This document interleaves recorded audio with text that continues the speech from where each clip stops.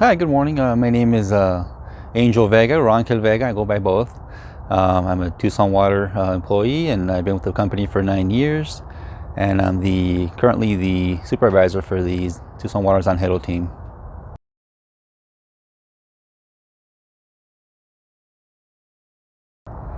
Yeah, absolutely, yeah, it's very important work for Tucson Water.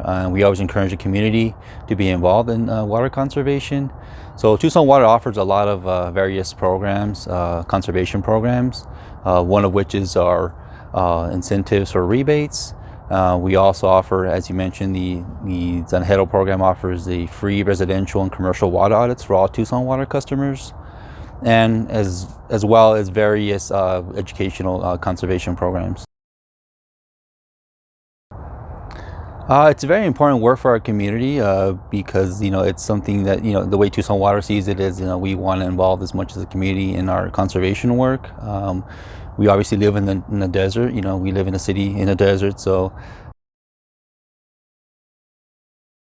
Okay, so the Zanjero program, I think that Tucson Water feels that one of the most effective ways to reach our customers or reach the Tucson community is through our Zanjero program.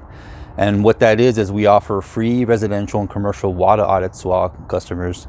And what that is it's a comprehensive inspection of a property. We go and we check toilets, we check anything pertinent to water use, water softeners, evaporative coolers, swimming pools, and we also do a very extensive irrigation inspection. We always recommend customers do a manual inspection run to test for leaks. So we also work with customers in adjusting their schedules, based on season, of course. So yeah, the Tucson Water Zanjero program has been very effective for the last several years and really reaching our Tucson Water customers.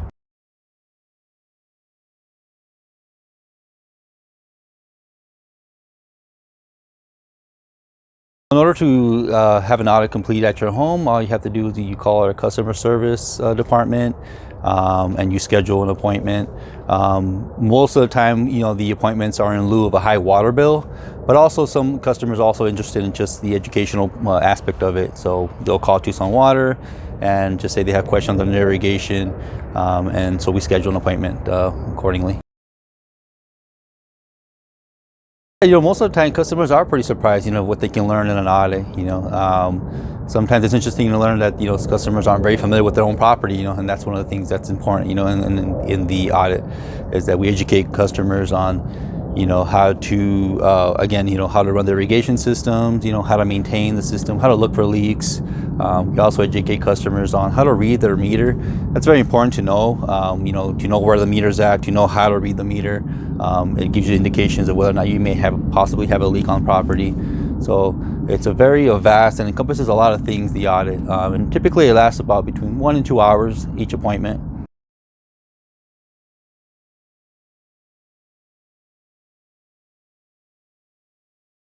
Yeah, we find that very often. So the number one cause of high water use is actually toilets.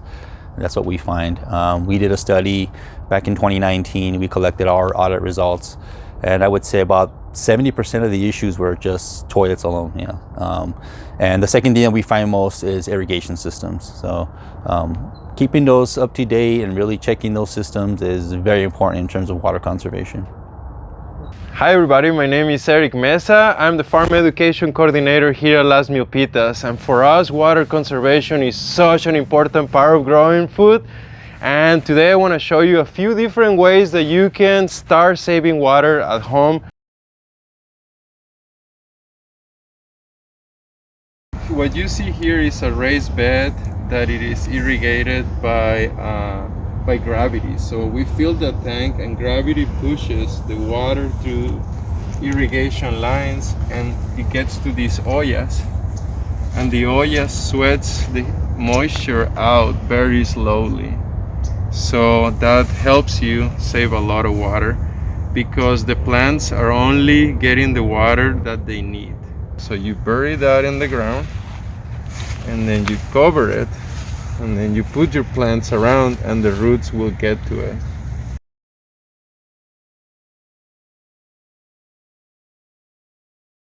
A self-watering container, so the water goes through here, fills a water reservoir, and the water goes up through capillary action. So it is also a highly efficient water. We also do rainwater harvesting, like over there, that irrigates or sunken. Most of the gardens here are sunken, so when it rains, all the water collects in our gardens. So we try to capture all the water that falls in property. So that's called passive water harvesting. You see like these berms and basins. So plants are planted on the basins, and the berms contain the flow of the water. So when it rains, the water gets stuck there and slowly gets into the ground. That's why these trees look so happy.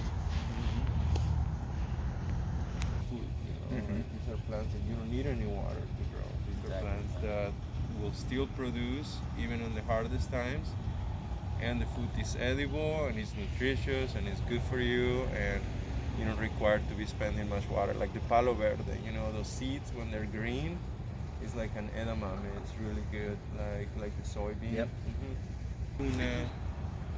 We have also hackberries and wolfberries.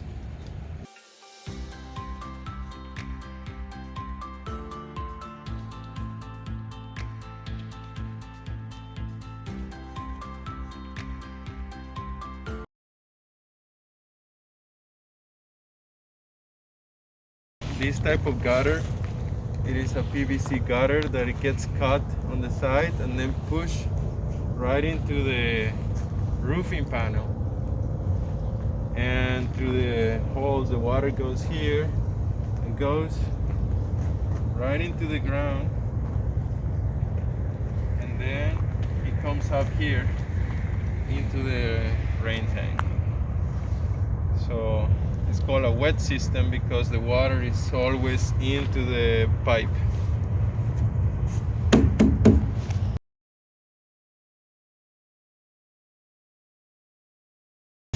So the water falls through here, oxygenates the water, goes into that tank, and then I have a pump in that bucket that sends the water up here, and then the water just cascades into that one and then to this one. So it is a full circle. With this system on the winter, we use about 3 to 5 gallons at the most a week.